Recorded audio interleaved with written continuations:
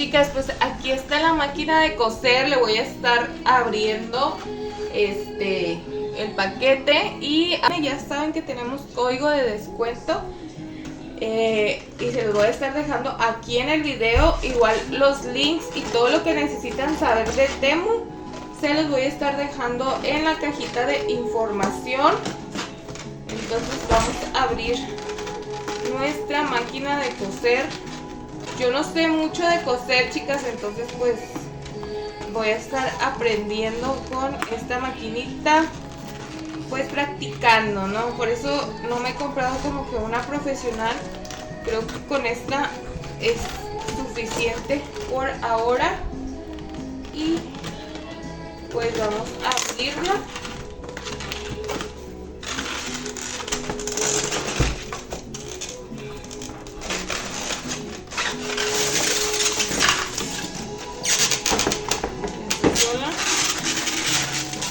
Y bueno, miren, chicas, decía que traía un estuche de regalo y sí, efectivamente aquí viene. Vamos a ver qué tiene este estuche.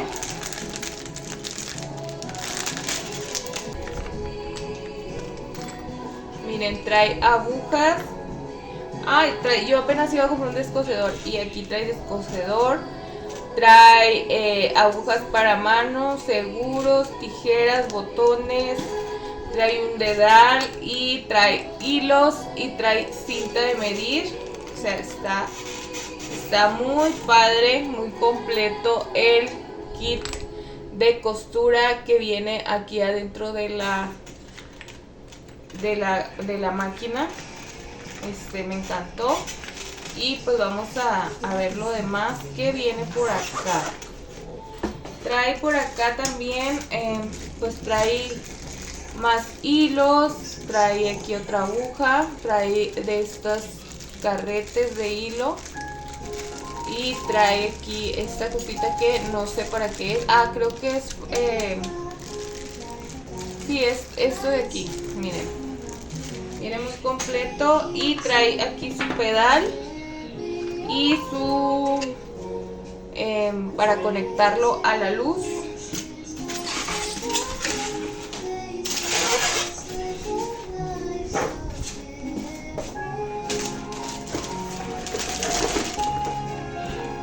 Miren, quiero que la vean cómo está. Está muy bonita, está muy padre.